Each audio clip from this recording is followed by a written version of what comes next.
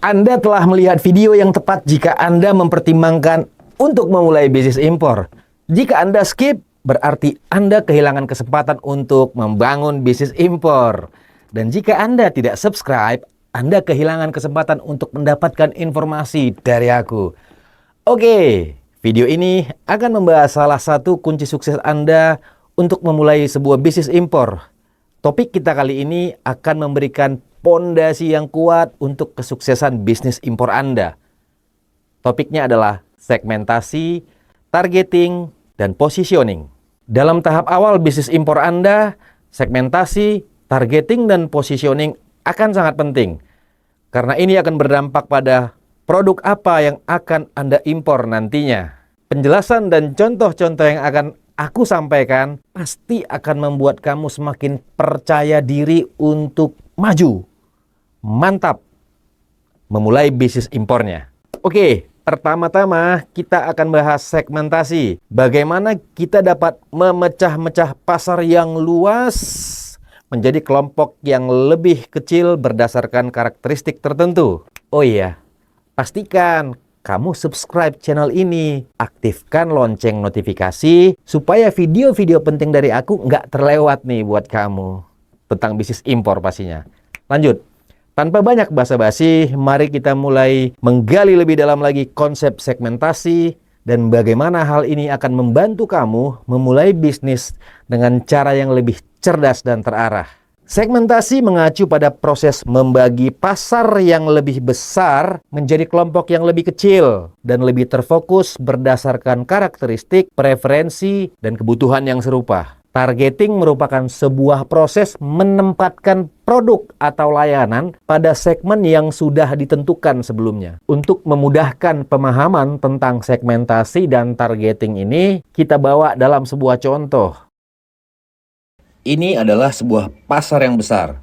Pasar ini butuh benang untuk menghasilkan produk jadinya. Pasar besar ini dibagi-bagi lagi menjadi pasar atau kelompok yang lebih kecil. Ada pasar kaos kaki, ada pasar kain, ada pasar baju, ada pasar topi. Saya memilih pasar kain. Ternyata di dalam pasar kain ini juga masih ada pasar yang besar. Pasar kain ini dikelompokkan lagi. Ada yang namanya pasar kain sarung, ada yang namanya pasar kain tenun, dan ada yang namanya pasar spray. Saya pilih pasar kain tenun.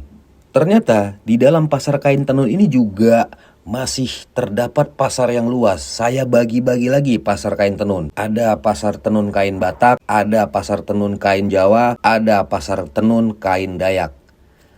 Dan akhirnya saya pilihlah pasar kain tenun suku Batak, yakni kain ulos sebagai sasaran potensial saya. Apa tujuan kita melakukan segmentasi pasar ini? Tujuannya adalah untuk mengidentifikasi pasar sasaran sehingga kita menemukan sasaran potensial kita.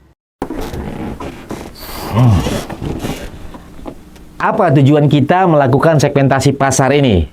Tujuannya adalah untuk mengidentifikasi pasar sasaran sehingga kita menemukan sasaran potensialnya. Berdasarkan contoh sebelumnya, kita udah dapat siapa yang menjadi sasaran potensial kita. Sasaran potensial inilah yang menjadi target kita, yang nantinya kita akan menawarkan produk atau layanan kita. Oke, segmentasi oke, targeting sudah. Selanjutnya adalah menentukan positioning.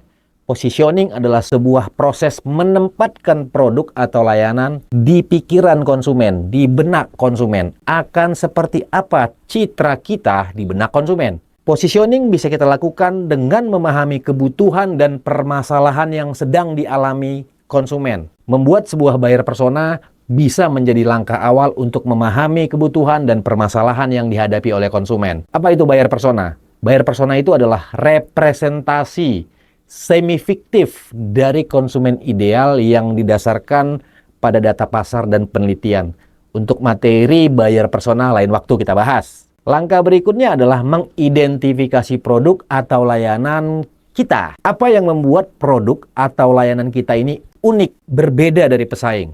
Apa keunggulan khusus yang dapat ditawarkan kepada konsumen? Keunggulan khusus ini bisa berupa fitur produk, bisa berupa harga, bisa berupa kualitas, atau garansi. Dan untuk menentukan positioning, kita juga dapat memperhatikan pesaing. Apa kelemahan mereka? Supaya kita dapat menonjolkan dan memberikan solusi yang lebih baik dari pesaing.